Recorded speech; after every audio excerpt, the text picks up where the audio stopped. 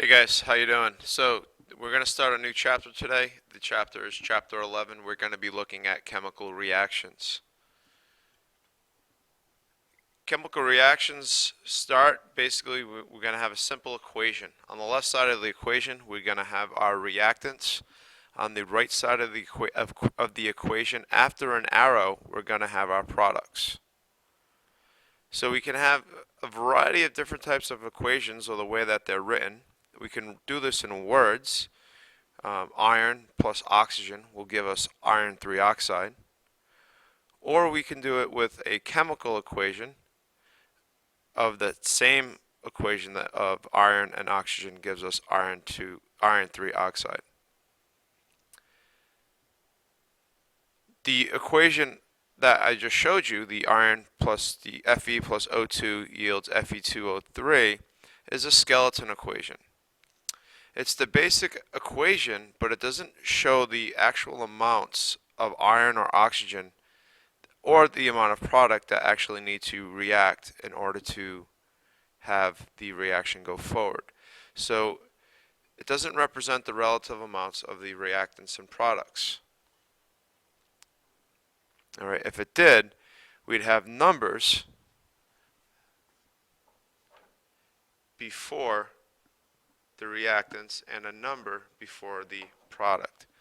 That number is called the coefficient.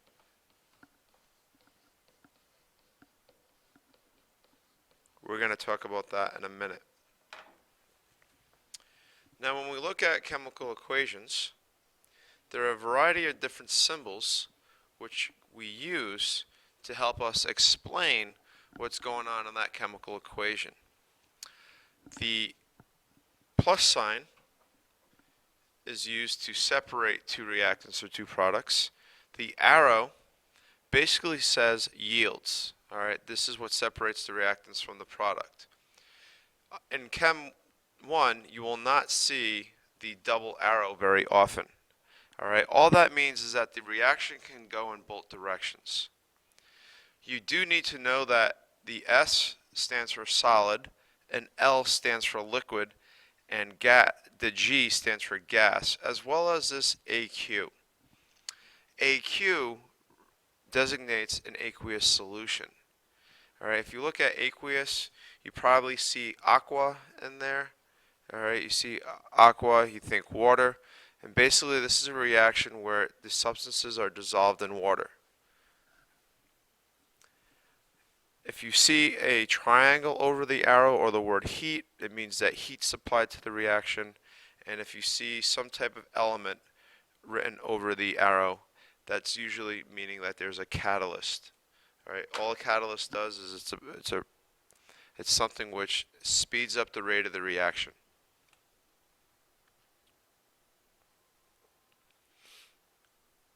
So what we're going to learn about is how to balance chemical equations. And the law of conservation of mass said that mass is never created or destroyed in ordinary chemical reactions. So in order to do that, we must balance our equations. And what balancing does is it means that we make sure that there are the same amounts of elements on the reactant side as well as the product side. So we're making sure that we have the same number of atoms on each side of the equation. And we're going to use coefficients to do so. And these coefficients never go in the middle of a chemical compound. These coefficients always go in front of the chemicals that we're trying to balance. And lastly, remember that we learned nomenclature before we learned how to balance equations. So we will be testing your nomenclature in this unit. Some standard tips for balancing equations. If you see an element which appears alone on one side, save that one till last. If you see a polyatomic ion and the polyatomic ion appears on each side of the chemical equation, all right, balance it as a group. There's no need to separate it into its distinctive parts. And lastly, if you remember the little engine that could, all right, no matter how hard that equation is to balance, keep saying you think you can, you think you can, you think you can, and you will get there. So let's try one. So here's how we balance equations. We're going to have a reactant side, and we're going to have a product side. And on the reactant side, we have silver, or Ag. We have NO3, and we see that the NO3 is a group on each side, so we're going to leave it as NO3. We have magnesium, and we have chlorine. And on the reactant side, we have only one silver. On the product side, we have one silver. We have one NO3 on the reactant side. We have two NO3s on the product side. So that subscript 2 means that we have two NO3s. We have one magnesium on each side.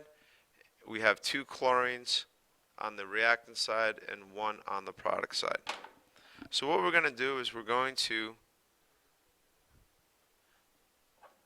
try to balance out each side of the equation. So we're going to pick an element, and we see that silver is already balanced. We see that magnesium's already balanced. So I'm going to start with chlorine. I have two chlorines on the reactant side and only one on the product side. So I'm going to put a 2 in the coefficient spot. This now means that I have two silvers and I have two chlorines. Well, silver's no longer balanced, so on my reactant side I'm going to put a 2 in the coefficient spot, which is going to give me two silvers, but this is also going to give me two nitrates. As we see now, if we look at each element is balanced on each side of the reaction. I have two silvers on each side, two nitrates on each side, one magnesium on each side, and two chlorines on each side. Let's try another one, because we think we're good. We're going to look at C8H18 plus oxygen yields CO2 plus H2O. So once again, we're going to make our chart, reactant, product. And we have carbon, hydrogen, oxygen on each side of the reaction. On this side, we have 8 carbons. The other side, we have 1. We have 18 hydrogens.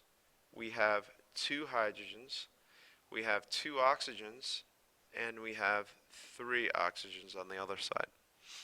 Now, oxygen's by itself, so we're going to save that one for last. So we're going to start with carbon. So if we have 8 carbons on the reactant side, we're going to put an 8 here, and this is going to give us 8 carbons, but it's going to give us 16 plus that 1, so it's going to give us 17 oxygens. We have 18 hydrogens, so we're going to put a 9 in front of the H. This is going to give us 18 hydrogens, but it's also going to give us 9 oxygens plus the 16. It's going to give us 25 oxygens. Now we're going to come and try to balance this O2, but we have a little problem. We have 2 oxygens. This is a diatomic molecule, and we have an even number here and we have an odd number here. There's no way an even number will ever equal an odd number. We can't multiply it by anything to get there. So what we're going to do is we're going to double the entire reaction. So we're just going to multiply our coefficients by 2. So we're going to have 2C8H18. We don't know how many oxygens just yet. We're going to save that one. We're going to have 16 carbon dioxides, and we're going to have 18 H2Os. Now, if we doubled everything, we need to double our numbers down here.